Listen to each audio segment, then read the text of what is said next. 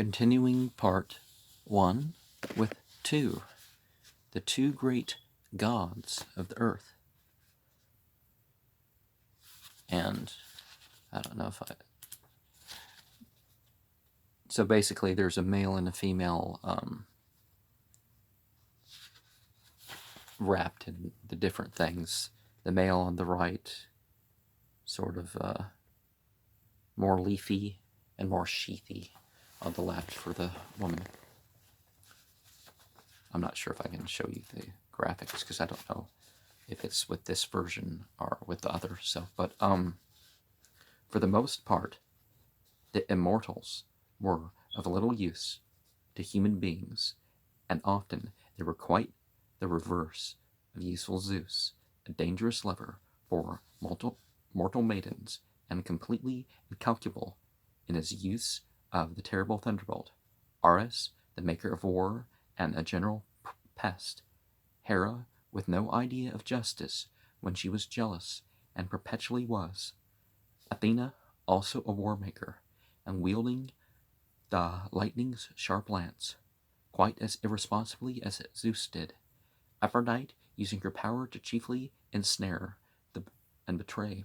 They were a beautiful, radiant company, to be sure, but their adventures made excellent stories, but when they were not positively harmful, they were capricious and undependable, and in general, mortals got on best without them.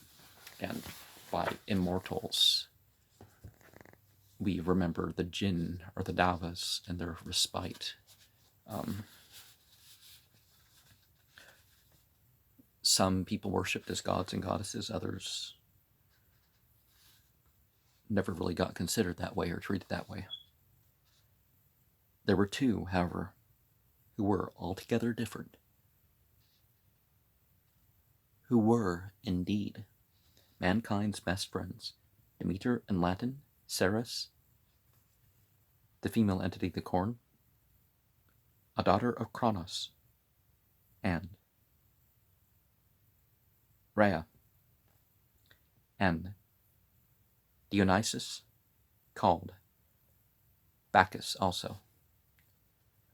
The entity wine. Demeter was the older, as was natural. Corn was sowed long before vines were planted. The first cornfield was the beginning of settled life on earth. Vineyards came later. It was natural, too, that the powers that were considered to be divine as bringing forth the grain should be thought of as a female entity and not a male entity. Well, depends on your culture, right? But when the business of men was hunting and fighting, the care of the fields belonged to the women.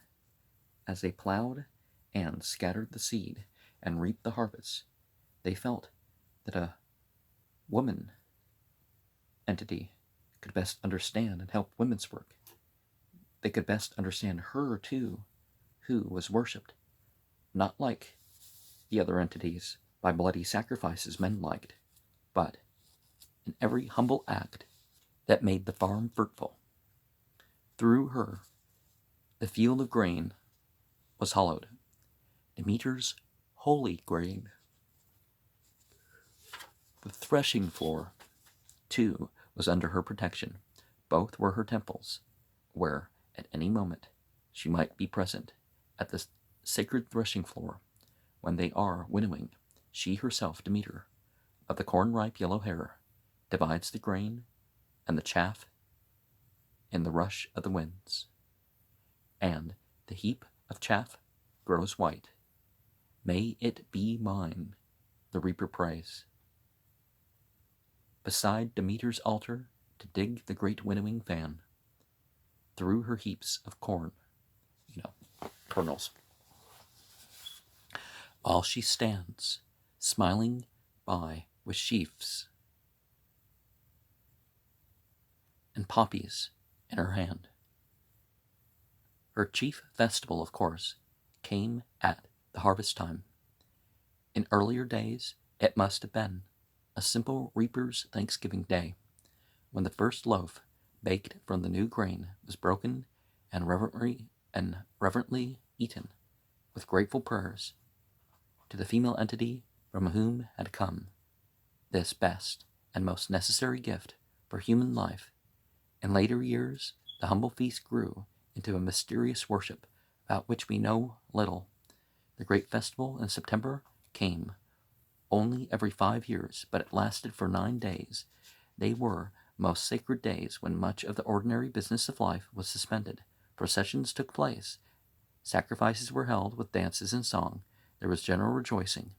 All this was public knowledge and has been related in many a writer. But the chief part of the ceremony, which took place in the precincts of the temple, has never been described. Those who beheld it were bound by a vow of silence, and they kept it so well that we know only stray bits of what was done. The great temple was at Eleusis, a little town near Athens, and the worship was called Eleusinian Mysteries. Throughout the Greek world, and the Roman too, they were held in a special veneration. Cicero, writing in the century before Christ, says, well, probably the century of Christ, the Messiah figure in the story, says, nothing is higher than these mysteries. They have sweetened our characters and softened our customs. They have made us pass from the condition of savages to true humanity. They have not only shown us the way to live joyfully, but they have taught us how to die with a better hope. And yet, even so, holy and awesome though they were, they kept the mark of what they had sprung from. One of the few pieces of information we have about them is that of a very solemn moment. The worshippers were shown an ear of corn, a sheath of corn, really, of grain, which had been reaped in silence. The same way, no one knows clearly how or when the entity of the vine, Dionysus, came to take his place at Eleusis, side by side with Demeter. Beside Demeter, when the cymbals sound, enthrones its Dionysus of the flowing hair. It was natural that they should be worshipped together, both entities of the good gifts of the earth, both present in the homely daily acts that life depended on, the breaking of bread and the drinking of wine, the harvest of Dionysus's festival too, when the grapes were brought to the winepress. Well, I've never consumed an alcoholic beverage myself. Not knowingly, I've consumed stuff with alcohol as an ingredient, but never intentionally, I don't think. Not even as an alcoholic thing as an ingredient. I don't even think I've consumed something like that intentionally, like that. But the joy god, Dionysus, the pure star that shines amid the gathering of the fruit. But he was not always a joy god, nor was Demeter always the happy goddess of the summertime. Each knew pain as well as joy. In that way, too, they were closely linked together. They were both suffering entities.